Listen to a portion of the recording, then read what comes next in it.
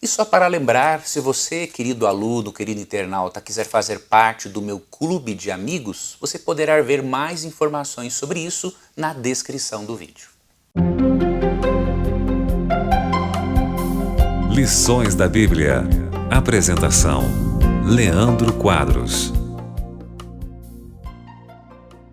A Bíblia, amigo ouvinte, possui conselhos preciosos e um desses conselhos é o de que tenhamos um matrimônio com pessoas da mesma fé. Se entre pessoas da mesma fé a relação matrimonial tem os seus desafios, imagine pessoas que não têm a mesma fé, que têm princípios totalmente diferentes. Obviamente que isso aumentará e muito os conflitos no lar. Antes de se casar com alguém, toda pessoa, todo cristão deveria se perguntar o seguinte: não só o cristão, mas o católico, o espírita, o budista, o muçulmano, deveria se perguntar o seguinte: esse matrimônio aumentará minha devoção a Deus? Especialmente você que é cristão e que conhece esses textos bíblicos que eu vou tratar agora. O matrimônio que você pretende contrair aumentará sua devoção a Deus? Se a resposta for sim, você está no caminho certo. Se a resposta for não, você está no caminho errado.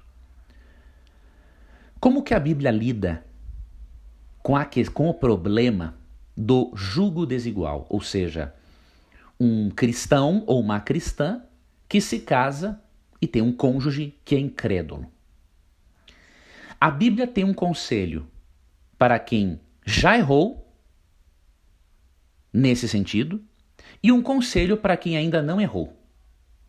Primeiro eu vou repartir o conselho para quem já errou e já se casou com alguém que não é da mesma fé.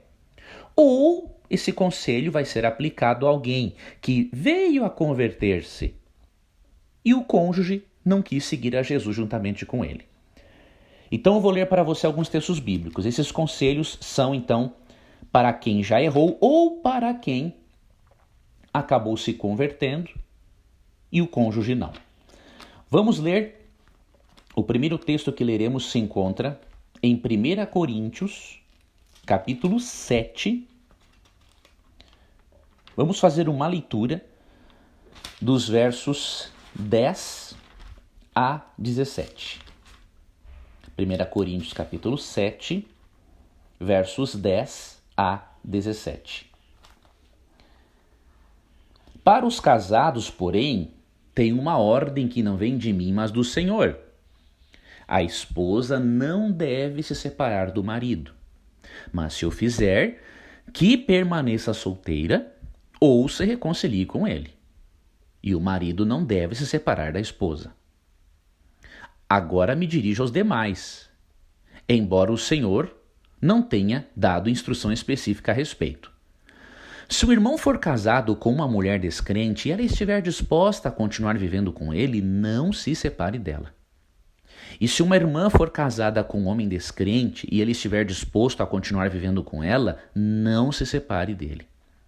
Pois o marido descrente é santificado pela esposa e a esposa descrente é santificada pelo marido.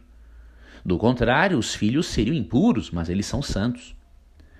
Se, porém, o cônjuge descrente insistir em se separar, deixe-o ir. Nesses casos, o irmão ou a irmã não está mais preso a outra pessoa, pois Deus os chamou para viver em paz. Você, esposa, como sabe que seu marido poderia ser salvo por sua causa? E você, marido, como sabe se sua esposa poderia ser salva por sua causa? Cada um continue a viver na situação em que o Senhor o colocou, e cada um permaneça como estava quando Deus o chamou.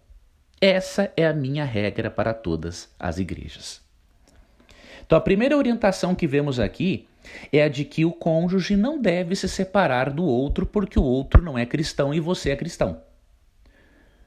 Se acontecer de a vida virar um inferno e não conseguir suportar mais, a Bíblia dá um conselho: ou se separe e permaneça solteiro até o momento em que a outra pessoa for infiel, obviamente, para que você seja livre por uma nova relação, ou que você se reconcilie, porque Deus não aprova o divórcio e o novo casamento, a não ser que haja o adultério, de acordo com Mateus 19:9.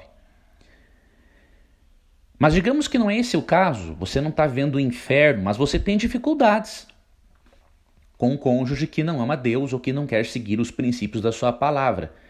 O apóstolo Pedro tem um conselho para você. O conselho é dirigido para as mulheres, mas também se aplica, obviamente, aos homens. E isso se encontra em 1 Pedro capítulo 3, versos 1 e 2. Então, a primeira coisa, não se separe do seu cônjuge. E aí Pedro diz o seguinte: da mesma forma, vocês, esposas, sujeitem-se à autoridade de seu marido.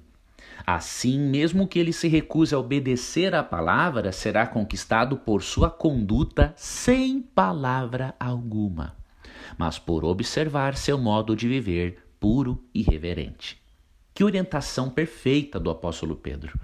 Ele diz aqui que se um cônjuge se recusa a obedecer à palavra, você tem que conquistá-lo para Cristo sem palavra, mas por meio da sua conduta, ou seja, a sua conduta, o seu exemplo vai ser o melhor sermão a ser pregado ao seu cônjuge que não é cristão. Então, esta orientação bíblica para quem errou em ter praticado o jugo desigual ou para quem veio a se converter e o cônjuge não veio a se converter. Agora eu vou passar o conselho bíblico para quem não se casou, para quem não entrou em jugo desigual ainda. E o conselho bíblico, primeiramente, vamos ler Deuteronômio, capítulo 7, versos 3 e 4, que diz o seguinte: não se unam a elas por meio de casamentos, não deem suas filhas em casamento aos filhos delas, nem tornem as filhas delas como esposas para seus filhos, pois farão seus filhos se afastarem de mim para adorar outros deuses. Então a ira do Senhor arderá contra vocês e os destruirá rapidamente. Aqui Deus orientou que o seu povo não se casasse com incrédulos. Então, se você ainda não fez isso, não faça. Porque se você o fizer, você vai ter uma vida de mais lutas para testemunhar e alcançar essa pessoa para Cristo.